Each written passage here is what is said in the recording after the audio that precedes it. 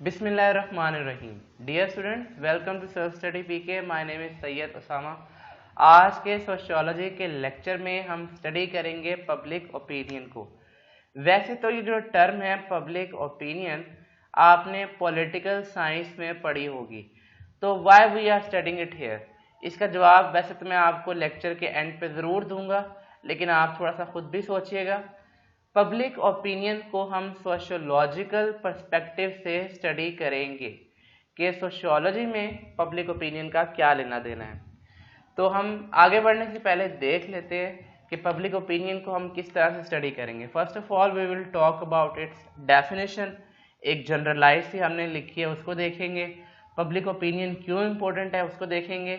Sociological perspective की बात करेंगे, इसके ओरिजिन की बात करेंगे, पब्लिक ओपिनियन की फॉर्मेशन कैसे होती है और इसको मैयर किया जाता है, कैसे किया जाता है। तो आज हम यहाँ तक ही रहेंगे, फॉर्मेशन तक। नेक्स्ट लेक्चर में आगे की बात होगी।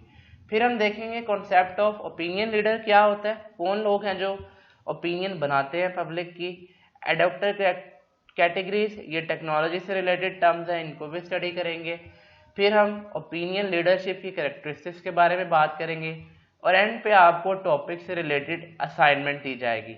इससे रिलेटेड जितने भी क्वेश्चन आपको सीएसएस में आए हुए हैं, सारे तो नहीं, अलबत्ता 2-3 मैं यहाँ पे डिस्कस करूँगा और उनके आंसर भी इन्हीं स्लाइड्स में होंगे। आगे बढ़ने से पहले जैसा कि आपको पता है कोई भी एक्टिविटी जो होती है फ्री नहीं होती, तो अगर आप चाहते हैं कि हम कॉन्टीन्यूसली आपके लिए मज़ीद लेक्चर्स बनाएं तो काइंडली हमें इस नंबर पे फाइनेंशियल हेल्प करें थ्रू ईजी पैसा 0320044254। अब हम बात करते हैं पब्लिक ओपिनियन की। डियर स्टूडेंट्स, पब्लिक ओपिनियन को हम एक एग्जांपल से समझते हैं। फर्ज कर लेते हैं पाकिस्तान में कोई प्रॉब्लम अराइज होती है, कोई इशू अराइज होता है और गवर्नमेंट कहती है कि उस प्रॉब्लम के सॉल्यूशंस के लिए हम पोलिंग करवाएंगे। 2 सॉल्यूशंस हैं, उनमें से आपने एक को बताना है कि कौन सा बेहतर है। तो पोलिंग होती है, रिजल्ट आता है 2 सॉल्यूशन ए और सॉल्यूशन बी। 70% लोग कहते हैं कि सॉल्यूशन बी को फॉलो किया जाए, 30% कहते हैं कि सॉल्यूशन ए को फॉलो किया जाए। अब ये वो 70 और 30% हैं जिन्होंने पोलिंग में हिस्सा लिया है। जिन्होंने पोलिंग में हिस्सा नहीं लिया उनका इसमें शुमार नहीं होता। तो ऑब्वियस ही बात है गवर्नमेंट इन 70% लोगों की बात मानेगी और इन 70% लोगों का जो ओपिनियन होगा उसको हम पब्लिक ओपिनियन कहते हैं। यहाँ पे आपने 3 अहम बातें नोट की। पहली बात है कि प्रॉब्लम का राइज होना, दूसरी बात ये कि लोगों ने अपनी राय दी, और तीसरी जो सबसे अहम बात ये थी कि मेजॉरिटी की बात को फॉलो किया गया। अब इस बात से इंडिपेंडेंट होते हुए कि मेजॉरिटी किस तरह की है, आपको फॉलो वही करना पड़ेगा जो मेजॉरिटी कहती है। तो पब्लिक ओपिनियन की एक डेफिनेशन है, उसको हम देखते हैं। It is an aggregate of individual views, attitudes and beliefs about a particular topic. अब बिलीफ सिर्फ बिलीफ की हद तक नहीं, दैट मस्ट बी एक्सप्रेस्ड, उसको बयान किया गया, उसको बताया गया, लोगों के साथ कम्युनिकेट किया गया। ऐसा नहीं है कि एक बंदे का बिलीफ है और उसने उसको अपने तक रखा हुआ है। बाय अ सिग्निफिकेंट प्रोपोर्शन, यानी कि majority of a community. I hope आपको ये डेफिनेशन इस एग्जाम्पल से ज़्यादा बेहतर तौर पे समझ आ चुकी होगी। It is a collection of many differing और अपोजिंग व्यूज। बहुत से लोग हो सकते हैं जो कोई सोल्यूशन ए दें, बहुत से हो सकते हैं सोल्यूशन बी दें, बहुत से कह सकते हैं कि सोल्यूशन सी भी कारआमद है, लेकिन याद रखें मानी किसकी जाएगी, मेजॉरिटी की। अच्छा, अब मैं आपको यहाँ पे पब्लिक ओपिनियन की एक बड़ी अहम हैसियत के बारे में बता रहा हूँ कि या ये यस हो सकती है या ये नो हो सकती है, ये अनडिसाइडेड नहीं हो सकती। इसका मतलब है अगर पोल्स में आपको मे और मे नॉट की ऑप्शन दी जा रही है और आप उसको सेलेक्ट कर रहे हैं, तो इसका मतलब है आप इस पोलिंग का हिस्सा मजीद नहीं रहे। आगे चलते हैं। पब्लिक ओपिनियन एक ही हो सकती है एक वक्त में, और एक इशू पे ये 2 चीजें नहीं हो सकती। इसकी फेमस एग्जांपल ब्रेक्जिट है। ब्रिटेन के लोगों ने कहा कि हमें यूरोपीय यूनियन से निकलना है। उनकी गवर्नमेंट ने कहा ठीक है जी, रेफरेंडम करवा लेते हैं। रेफरेंडम में 51% लोगों ने कहा कि yes we should exit from यूरोपीय यूनियन और 49% ने कहा no we should stay there. सिर्फ 2% एक्स्ट्रा लोगों की वजह से मेजोरिटी हासिल हुई और आप देख लें कि ब्रिटिश यूरोप से अलहदा हो गया, यूरोपीय यूनियन से अलहदा हो गया। तो जो state of according to famous sociologist Horton Cooley, state of broad agreement जरूरी नहीं है कि हर बंदा उसी के ऊपर एग्री हो, लेकिन जो ज्यादातर अवाम जो कह रही है एक राय दही के बाद दैट बिकम पब्लिक ओपिनियन। तो स्टूडेंट्स वैसे तो ये जो हेडिंग है इसकी इंपॉर्टेंस पब्लिक ओपिनियन की आप देख ही चुके हैं ब्रेग्जिट के फॉर्म में, लेकिन हम थोड़ी सी और पॉलिटिकल एग्जांपल्स देख लेते हैं। डेमोक्रेटिक गवर्नमेंट्स यही बात को फोकस करती हैं कि हम तो आए ही पब्लिक ओपिनियन की बेस पे हैं। स्टेट क्लेम करती है a state which claim itself democratic it's policies must based on public opinion. तो वो तो कहते ही यही है कि हम तो कंसर्न ऑफ द गवर्नमेंट पे बेस कर रहे हैं। इसका मतलब है हुकूमती पॉलिसियां एक तरह से अवाम ही की रिप्रेजेंटेटिव होती हैं। दूसरी बात, गवर्नमेंट की पॉलिसीज में शिफ्ट, इवन गवर्नमेंट्स में शिफ्ट भी, ओपिनियन की शिफ्ट में, पब्लिक ओपिनियन में अगर शिफ्ट आ जाए, ना सिर्फ वो पब्लिक पॉलिसीज को शिफ्ट कर सकता है बल्कि वो गवर्नमेंट को भी शिफ्ट कर सकता है। इसकी बहुत ही फेमस एग्जांपल, पिछले जमानों में अगर हम आज से 4-5 साल पहले चले जाएं, लोग कहते थे कुछ खाता है तो लगाता भी तो है, कुछ लेगा तो कुछ देगा। मतलब लोग कहते थे करप्शन के बगैर काम ही नहीं होता। फिर एक शख्स आया, उसने लोगों की पब्लिक ओपिनियन को चेंज किया। उसने कहा नहीं, ये जो ओपिनियन है ये गलत है। ऐसे शख्स को कहते हैं ओपिनियन लीडर, जिसकी बात हम बाद में डिटेल से इंशाअल्लाह ताला करेंगे। पब्लिक ओपिनियन बहुत इंपॉर्टेंट सब्जेक्ट है। अभी तक मैंने पॉलिटिकल एग्जांपल्स दिए हैं, आप ये मत समझे कि ये सिर्फ पॉलिटिक्स तक कन्फाइंड है। Public opinion it is a broad term. अगर मैं यूं कहूं कि ये हर चीज को, सोशियोलॉजी को, कम्युनिटी को, या आपके हर तरह से इकोनॉमिक्स को, हर चीज को इम्पैक्ट करती है, तो ये गलत ना होगा। आपका कल्चर पब्लिक ओपिनियन पे बेस करता है, आपका फैशन पब्लिक ओपिनियन पे बेस करता है, लिटरेचर पब्लिक ओपिनियन पे बेस करता है। मंटो को क्यों डिस्कार्ड किया जाता है? वो पब्लिक ओपिनियन पे बेस नहीं करता, वो बात करता है जो लोगों से हट के होती है। आपकी art and craft based on public opinion. आप कौन सी चीज खरीदते हो, कहाँ पे खरीदते हो, क्या खरीदते हो, ये भी पब्लिक ओपिनियन है। शिजान के मुतालिक किसको नहीं पता, उसके मुतालिक कहा जाता है कि कादियानी के सिर्फ इस बात पे, इस बेसिस पे पब्लिक ओपिनियन उसके अगेंस्ट है। Marketing based on public opinion, आपको याद होगा, लेकिन मैं आपको एक बात बता दूं, अब लोग इसको ऑपोजिट सेंस में भी यूज करने लगे हैं।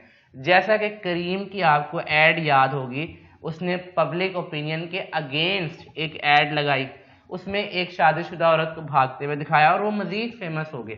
बाद में उन्होंने सिंपल ये किया कि कौम से माफी मांग ली। आपके public relations public opinion. Even आपकी जो गवर्नमेंट्स होती हैं उन्हें रूल कौन कर रहा है, उस दौर में भी पब्लिक ओपिनियन डिफर करता है। जैसे ज़ियाउल हक साहब के दौर में पब्लिक ओपिनियन था जिहाद, मुशर्रफ साहब के दौर में पब्लिक ओपिनियन था रोशन ख्याली कि हमें एडवांस होना है, हम बहुत बैकवर्ड हैं, हमें जिहादी कल्चर से, इस्लामी कल्चर से अवे जाना है। नवाज शरीफ साहब का दौर होता है कि तरक्की होगी लेकिन कुछ ले दे के होगी। इमरान खान साहब के दौर में पब्लिक ओपिनियन ये है कि हमें नो टू करप्शन करना है, हमने इस ट्रेंड को ख़त्म करना है, हमने हर चीज़ को मेरिट के बेस पे लेके आना है। तो पब्लिक ओपिनियन, अब यहाँ पे एक हेडिंग अगर आप खुद बना लें तो बहुत ही अच्छी बात है। पब्लिक ओपिनियन की बात करें पाकिस्तान में, तो यहाँ पे मैं हेडिंग बनाता हूँ demerits of public opinion. Basically ये मैंने हेडिंग क्यों बनाई है, पाकिस्तान में जो ज़्यादातर लोग हैं वो इलिटरेट लोग हैं, मेजॉरिटी इलिटरेट पर्सनस की है। अब मेजॉरिटी इलिटरेट पर्सनस की होगी तो जो पॉलिसीज बनेंगी, जो ओपिनियन बनेगी, ऑब्वियस सी बात है वो भी पुअर पब्लिक ओपिनियन होगी। हम हर इलेक्शन में ऐसे लोगों को सिलेक्ट कर लेते हैं जिनका उस सीट से कोई ताल्लुक नहीं होता, बस हमारी एक खाम ख्याली बेवकूफ़ी हमेशा ऐसे लोगों को इलेक्ट करवा देती है जो कि हमें सही तरह से लीड नहीं कर पाते। पब्लिक ओपिनियन पाकिस्तान में अनस्टेबल है, इल इन्फॉर्म्ड है, वीक है, नॉन एग्जिस्टेंट है। देखें, रीसेंट पाबंदियां जो मीडिया पे लगाई जा रही हैं, फ्रीडम ऑफ स्पीच पे लगाई जा रही हैं, और जो पिछली आमिराना हुकूमतों के दौर में लगाई जाती रहीं, वो इस बात का एक मुकम्मल सबूत है कि यहाँ पे पब्लिक ओपिनियन को डेवलप ही होने नहीं दिया जाता। पाकिस्तान में पुअर गवर्नेंस, करप्शन और लैक ऑफ लीडरशिप, जो हमारी लीडरशिप है वो इस काबिल नहीं है कि वो कोई ऐसा पब्लिक ओपिनियन डेवलप करे या डेवलप होने दे जिससे इस कौम का फ़ायदा हो। मेजॉरिटी इलिटरेट पर्सन्स ये सबसे ज़्यादा मसला क्रिएट करते हैं। अगर आप देही इलाकों में जाकर किसी से पूछें कि आपने फलां बंदे को वोट क्यों दिया था, वो तो या तो आपको ये बताएगा कि हमें इतने पैसे दिए गए, या वो आपको ये बताएगा कि साढ़े चौधरी ने सानू क्या सी, या वो आपको ये बताएगा कि अगर हम इसको सेलेक्ट ना करते तो थाने से हमारे बंदे कौन छुड़वाता। मतलब हमारी जो एज अ कौम एक थिंकिंग बन चुकी है वो क्रिमिनल टाइप है, मतलब हमने जुर्म करते रहना है और अपने बंदे छुड़वाते रहना है। यहाँ पे मसला आता है उस माइनॉरिटी का जो कि पढ़ी लिखी होती है। बहुत से लोग तो ब्रेन ड्रेन कर जाते हैं, हमारे इलाकों से मूव कर जाते हैं तरक्की याफ्ता इलाकों में, दुबई, यूएसए, सऊदी अरेबिया। उसके अलावा जो लोग यहाँ पे बच जाते हैं वो एक इस तरह की कंडीशन में आ जाते हैं कि उनको रॉन्ग मीन्स यूज करने पड़ते हैं। वो जो रेगुलर वे है उसके ऊपर बिलीव नहीं करते, अपनी होप को लूज कर देते हैं, क्योंकि बिल्कुल ऐसा माहौल क्रिएट हो जाता है कि उनको दिखाया जाता है कि जब तक तुम रिश्वत नहीं दोगे तुम ये सीट नहीं ले सकते, तुम ये जॉब नहीं कर सकते। इस तरह से सोसाइटी में मजीद बिगाड़ की सिचुएशन पैदा होती है और जो क्लास डिफरेंस है वो इंक्रीज हो जाता है। क्लास डिफरेंस इंक्रीजेस, अमीर और गरीब की तफरीक बढ़ जाती है। तो डियर स्टूडेंट्स, मेरा ख्याल है कि ये जितनी बातें हमने अभी तक की हैं ये आपको इस बात का यकीन दिलाने के लिए काफ़ी है कि what is the importance of public opinion. आगे बात करते हैं सोशोलॉजिकल पर्सपेक्टिव की। देखिए, मैंने कहा कि अगर आपकी एक राय है, आपका एक ईमान है, आपका एक बिलीफ है, तो जब तक आप उसको कम्युनिकेट नहीं करोगे, लोगों से बात नहीं करोगे, अपनी राय का इजहार नहीं करोगे, आपका वो जो ओपिनियन, वो बिलीफ, पब्लिक ओपिनियन कभी भी नहीं बन सकता। पब्लिक ओपिनियन को आपको कम्युनिकेट करना ही पड़ेगा लोगों के साथ। कैसे? कम्युनिकेशन के बहुत सारे मीन्स हैं, जैसे न्यूज़, वो पेपर की फॉर्म में भी हो सकती है, इलेक्ट्रॉनिक फॉर्म में भी हो सकती है, थ्रू ऑडियो भी हो सकती है, वो सोशल मीडिया के थ्रू भी हो सकती है, और वो फेस टू फेस भी हो सकती है। जब तक आप कम्युनिकेट नहीं करेंगे आइडिया को, वो कभी भी पब्लिक ओपिनियन नहीं बनेगा, वो आप तक ही रहेगा और वो दफन हो जाएगा। अमेरिकन रिसर्चर इरविंग कहता है कि जो आपका पब्लिक ओपिनियन होता है, अगर उसको सर्वाइव करवाना है तो वो इंटरैक्टिव होना चाहिए, मल्टी डायमेंशन होना चाहिए। मतलब आपकी इकोनॉमिक्स उस पर बेस कर रही है, आपकी पॉलिटिक्स उस पर बेस कर रही है, आपकी सोशल लाइफ उस पर बेस कर रही है, और वो वक्त के हिसाब से चेंज होना चाहिए। कुछ यहाँ पे बात कर लेते हैं। जैसा कि मैंने आपको बताया, जो पब्लिक ओपिनियन है वो सिर्फ आपके पॉलिटिक्स तक नहीं रहता, वो आपके फैशन में भी है, आपके कल्चर में भी है, आपके आर्ट एंड क्राफ्ट में। तो यहाँ फैशन से मुतालिक दो टर्म्स है जो कि आपको एमसीक्यूज में आती हैं। Number 1 is fad. ये वो शॉर्ट लिव ट्रेंड्स हैं जो एलीट क्लास फॉलो करती है। एलीट क्लास ही फॉलो क्यों करती है? क्योंकि इसके पीछे आपकी इकोनॉमी इन्वॉल्व होती है, ये वक्ती तौर पे होता है। ये आप मुख्तलिफ फिल्म से या हीरोज़ को देख के उनके जैसा हेयर स्टाइल, उनके जैसे कपड़े, और ऑब्वियसली ये सारी चीज़ें वही फॉलो कर सकता है जिसके पास पैसा है। फिर हम बात करते हैं फैशन की। लॉन्ग टर्म ट्रेंड्स को हम फैशन कहते हैं। ये मिडिल क्लास फॉलो करती है, ये बहुत जल्दी ख़त्म नहीं होता, इसलिए इसमें ज़्यादा नुकसान नहीं होता। और नीच मार्केटिंग की एक टर्म यूज़ होती है, एमसीक्यूज में आती है, कि आप एक पर्टिकुलर क्लास को टारगेट करें, जैसे कि कोई पार्टिकुलर प्रोडक्ट है उसका एड सिर्फ उन इलाकों में चलाया जाए जहां के लोग उसको अफोर्ड कर सकते हैं, दैट इज कॉल्ड नीच marketing. Hit the target class. आगे बात करते हैं कि पब्लिक ओपिनियन बनता कहाँ पे है। सबसे पहला जो सोर्स है वो है फैमिली, जो कि आपके सोशलाइजेशन करता है। जैसे कि जो डॉक्टर का बेटा है वो डॉक्टर ही बनेगा, इंजीनियर का बेटा इंजीनियर ही बनता है, ज्यादातर की बात कर रहा हूँ। और पॉलिटिकल की फैमिली का बंदा हो तो वो पॉलिटिक्स ही करेगा, वो कोई छोटी मोटी जॉब नहीं करेगा। That is your first socialisation. इसके बाद जो पॉलिटिकल सोशलाइजेशन है, आपके इलाके का एमएनए या कोई चौधरी या वडेरा या कोई मौलाना साहब भी आपकी सोशलाइजेशन उस हिसाब से करते हैं। इवन आपकी फैमिली भी कहती है कि हम इस पॉलिटिकल पार्टी से हैं। लेकिन अब आप देखेंगे क्लास जिस तरह से एज डिफरेंस आ रहा है, लोगों की राय बदल रही है। अब अगर एक घर है तो आधे जो बड़े हैं वो नून लीग के साथ, तो जो बच्चे हैं वो इमरान खान के साथ है। अब ये डिफरेंस क्रिएट हो रहा है। आपके अकायद आपके पब्लिक ओपिनियन पे बहुत असर डालते हैं। यहाँ पे एक छोटी सी एग्जांपल दे दी जाती है इंडिया की। वहाँ पे जिन चीज़ों को, जैसे वो गाय को अपनी माँ समझते हैं, उसे काटते भी नहीं, ज़िबा नहीं करते, और उसका वो सुना यूरिन भी पीते हैं और समझते हैं कि ये बड़ा ही एक वो डिजीज़ के ख़िलाफ़ इम्यून सिस्टम को स्ट्रॉन्ग करता है।